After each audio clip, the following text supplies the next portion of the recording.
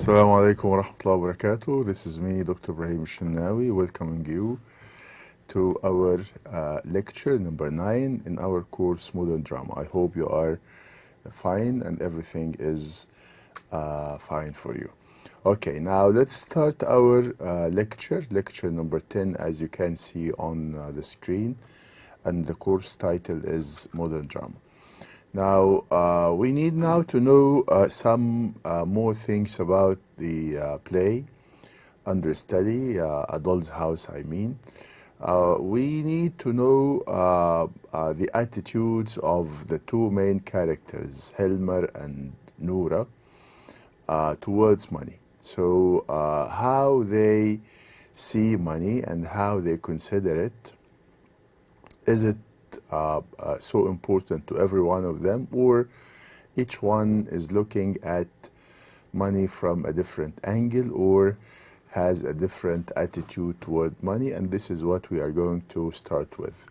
So Torvald and Noura's first conversation establishes Torvald as the member of the household who makes and controls the money, and Noura as the one who spends it. Torvald repeatedly teases Noura about her spending, and at one point, Mrs. Lindy points out that Noura was a big spender in her younger days. So he considers Noura as spending money unwisely or lavishly, and he all the time teases her about spending money. At one point, Mrs. Lindy points out that Noura was a big spender in her younger days. These initial comments paint Noura as a shallow woman. Alhamdulillah, I'm sorry for this. These initial comments paint Noura as a shallow woman who is overly concerned with material delights. Yet Noura's generous step to the Pooter and the play's opening scene shows that she is not a selfish woman, and this is something good about her character. From the very beginning, we get the idea that she is generous and she is not selfish. More important, once the secret of Noura's loan is made known to the audience, we see that Noura's interest in money stems more from her concern for her family's welfare than from petty desire. So if she is interested in money, she is interested only for the sake of her family, not for the sake even of herself. We realize that the excitement she has expressed over Torvald's new well-paying job results from the fact that more spending money means she can finally pay off her debt to Krogstad.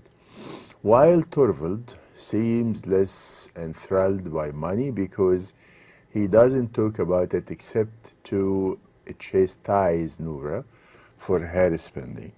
He is obsessed with having a beautiful home, including a beautiful wife. He considers these things important to his reputation, and keeping up this reputation requires money. Although Torvald accuses Noura of wasting money, Noura spends her money mostly on worthy causes, whereas Torvald uses his for selfish, shallow purpose. By the end of Act 3, both Noura and Mrs. Lindy have entered new phases in their lives. Noura has chosen to abandon her children and her husband because she wants independence from her roles as a mother and wife.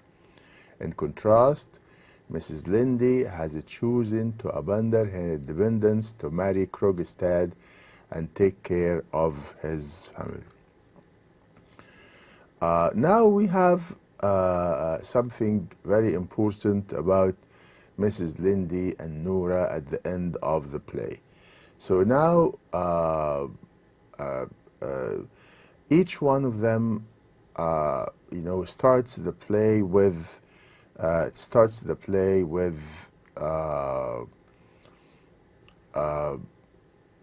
differently, I mean. Now, Noura, at the very beginning, she has a family, she has established house, she has a husband, children. And on the other hand, we find that Lindy does not have anything. Her mother died. Now her two younger brothers are not in need for her. And also, she doesn't have a husband, she doesn't have a house, she doesn't have even a job.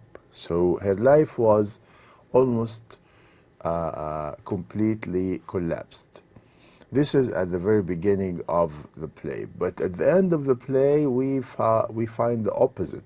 Now, Lindy is going to marry Krogstad, and she's going to take care of his children, which means now she has like a family. On the other hand, we see Noura leaving, deciding, of course, to leave her husband and her children, even, right? So they changed the positions. I mean, at the beginning and at the end. So by the end of Act 3, both Noura and Mrs. Lindy have entered new phases in their lives, as you see. How Noura has chosen to abandon her children and her husband because she wants independence from her rules as mother and wife. She wants independence from her rules as mother and wife. In contrast, Mrs. Lindy has chosen to abandon her independence to marry Krogstad and take care of his family. Now, she likes having people depend on her, and independence does not seem to fulfill her. Despite their apparent opposition, both Noura's and Mrs. Lindy's decision allow them to fulfill their respective personal desires.